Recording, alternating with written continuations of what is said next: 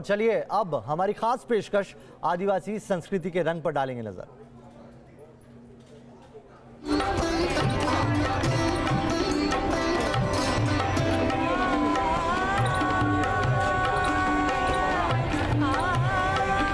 दिल्ली का दिल माने जाने वाले दिल्ली हाट में यूं तो सालों भर किसी न किसी थीम पर फेस्टिवल का आयोजन होता रहा है, लेकिन इन दिनों दिल्ली हाट की फिजा में अलग सी हलचल नजर आ रही है। यहाँ बड़े पैमाने पर आदि फेस्टिवल का आयोजन किया जा रहा है, जहाँ देश के कोने कोने से आए सैलानियों की भीड़ नजर आ रही है।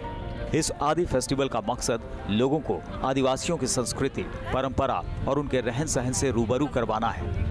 तो आज हम आपको इसी फेस्टिवल में लिए चलते हैं और दिखाते हैं कि कैसे आदिवासी समाज में समय के साथ बदलाव की बयार देखने को मिल रही है। दिल्ली के दिल्ली हाट में चल रहा है आदि महोत्सव, जहां पर देश भर के आदिवासी अपनी कला, संस्कृति और कल्चर को लेकर पहुंचे हैं। आदिवासियों के रहन सहन में अब थोड़ा सा बदलाव आ गया है, क्योंकि वो अपनी संस्कृति को, अपने काम को शहरों तक लेके जा रहे हैं। तो चलिए देखते हैं इन्हीं आदिवासियों को थोड़ा करीब से। सबसे पहले हम आपको मणिपुर के स्टॉल में लिए चलते हैं, जहां की ट्राइबल आबादी काफी ज्यादा है। यहां के स्टॉल को देखकर बदलाव के दौर को आसानी से समझा जा सकता है। आदिवासी महिलाओं ने दिल्ली हाट में ज्वेलरी का स्टॉल लगाया है और इसके जरिए वो यहाँ पर अपनी चमक बिखेरने की कोशिश कर रही है। नौलखा हार के बारे में तो हम लोगों ने कई बार सुना होगा, देखा भी होगा, लेकिन ये हार है कार्बी जाति के जरिए बनाई हुई। 25 पैसे इसमें आप देख रहे हैं यहाँ पे लगे हुए हैं, और शायद आज की जनरेशन ने वो 25 पैसे देखे ही नहीं होंगे, और 25 पैसे वैसे चलते भी नहीं हैं। तो ये आपने हाथ से बनाया है? जी। अच्छा, मैं देख रही हूँ आप खुद भी पहने हुए हैं। जी। हाँ, तो ये जो आपका पहनावा है ये इसी तरह से रहता है? जी, कार्बी ड्रेस है।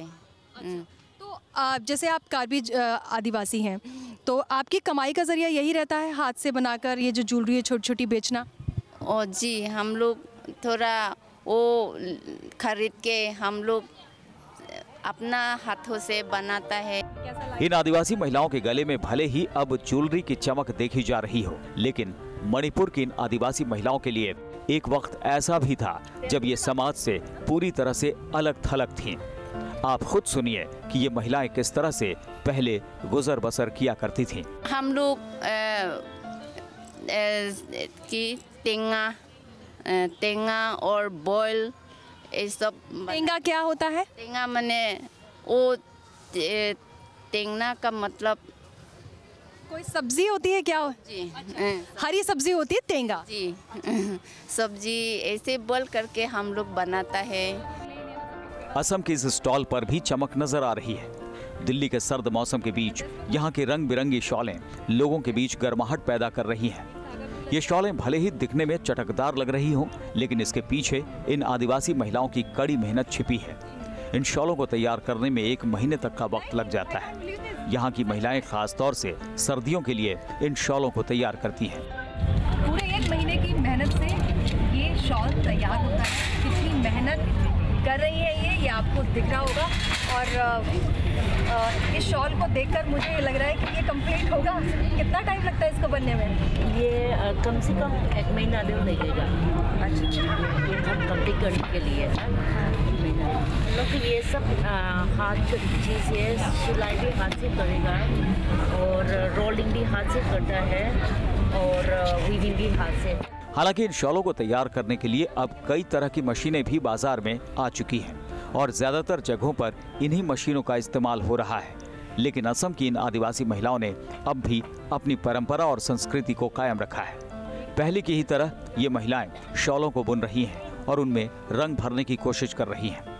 हालांकि इन शॉलों को तैयार करने में जितनी मेहनत इन्हें करनी पड़ती है, उतना उन्हें मेहनताना नहीं मिल पाता, लेकिन इन महिलाओं को इससे कोई गुरेज नहीं। हाँ जी, ये हम लोग बाहर में ले जाके एग्जीबिशन में लगाता है।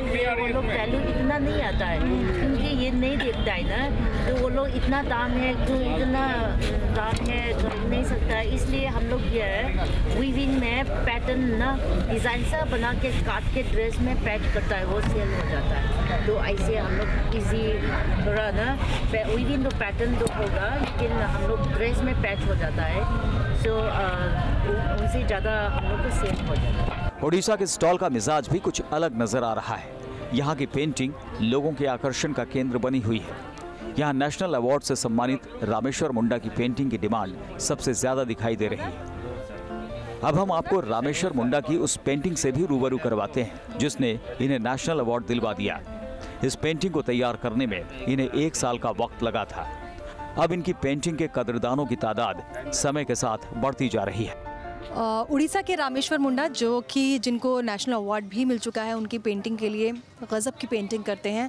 और यहाँ पर दिल्ली हाट में जब पेंटिंग कर रहे हैं तो ये बताइए, इस पेंटिंग के आप कितने चार्ज कर रहे हैं रामेश्वर?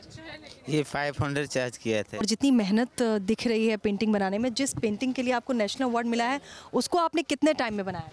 ये 1 साल लगा था। ये जो है ये 1 साल 1 ईयर पाम लीफ कार्विंग का है। ये इसमें क्या कहानी आप दिखा रहे हैं, क्या है पेंटिंग में, थोड़ा अगर बताएं। ये है दुश्मन द राजा शकुंतला का कहानी था। ये पूरा स्टोरी बना है इसे पाम लीफ कार्विंग के अंदर ही सारी कार्विंग करके हम 2 कलर यूज किया है, इससे ब्लैक और रेड कलर यूज किया है। ओडिशा के गिरहरीपुर गांव के रहने वाले रामेश्वर मुंडा भले ही समय के साथ बदल गए हैं, लेकिन आज भी आदिवासी संस्कृति और पहनावा उनके जहन में ताज़ा है।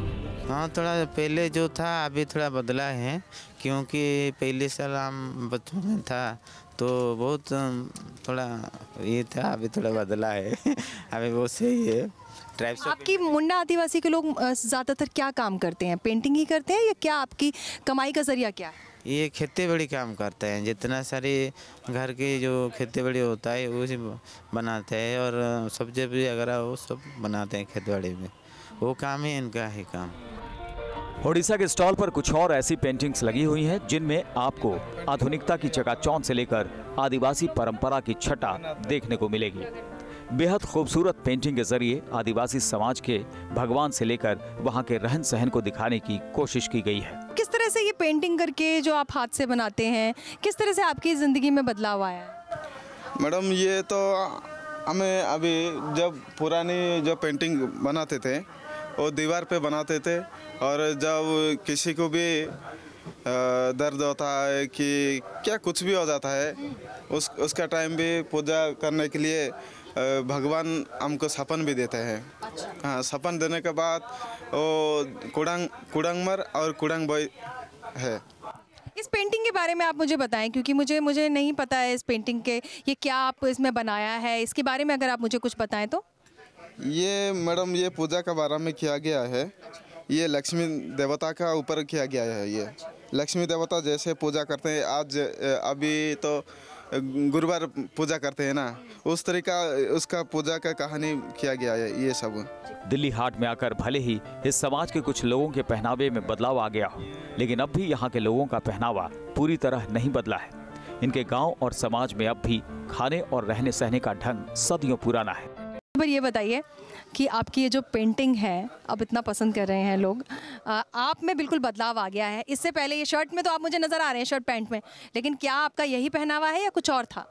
हाँ मैडम, कुछ और था मैडम। ये दुपट्टा, छोटा छोटा वाला दुपट्टा मिलता था, वो दुपट्टा में पहन के रहते थे, और शर्ट पार्ट कुछ भी नहीं था। हाँ जी, शर्ट पार्ट कुछ भी नहीं था, ऐसे पेन था।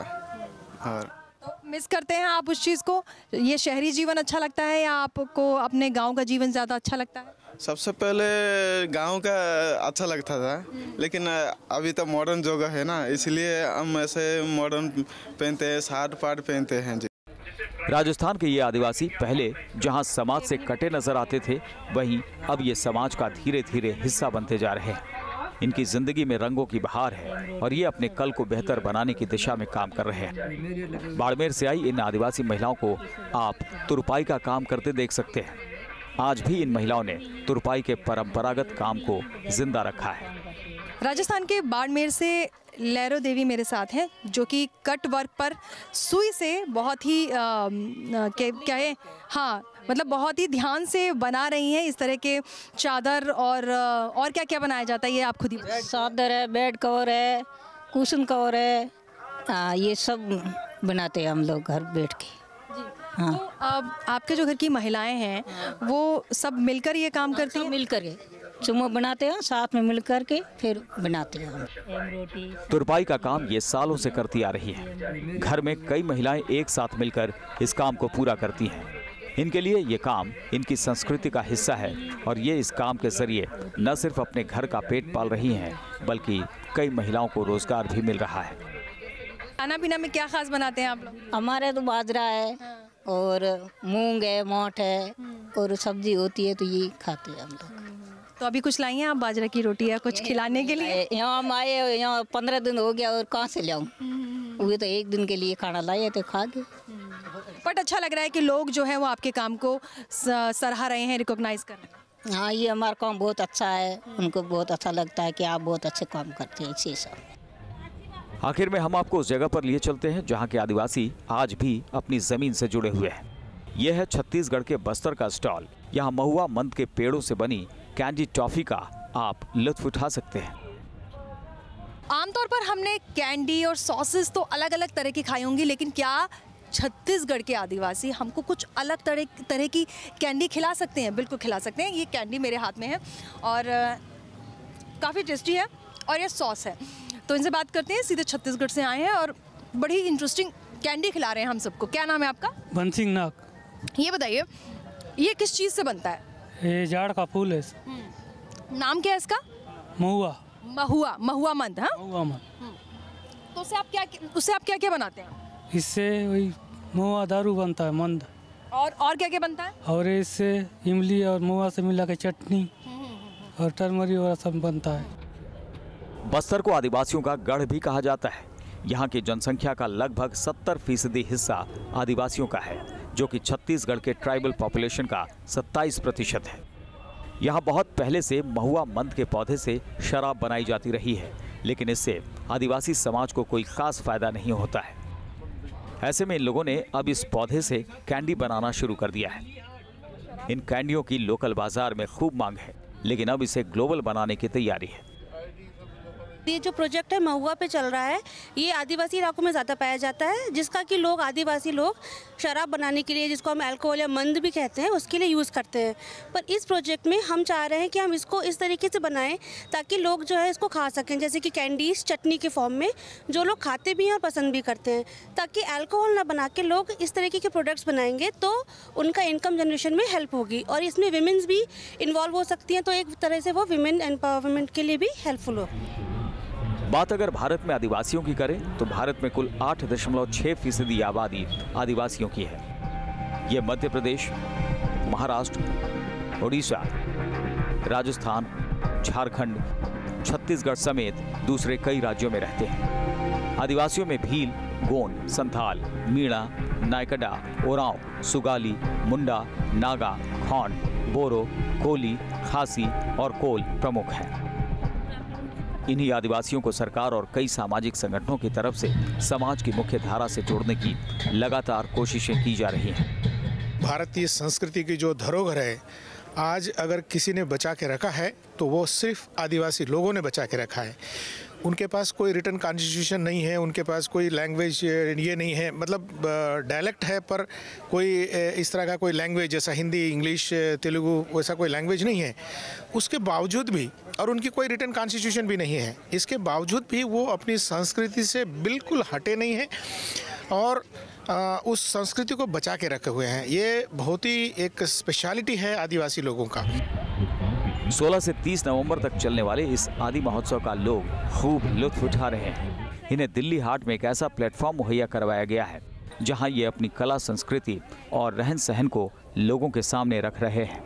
लेकिन इसमें भी दो राय नहीं कि इन्हें देखकर अतीत के पन्नों को आसानी से समझा जा सकता है। वीडियो जर्नलिस्ट सुमित्रो और कमल के साथ सायरा बानो, न्यूज़ नेशन, दिल्ली।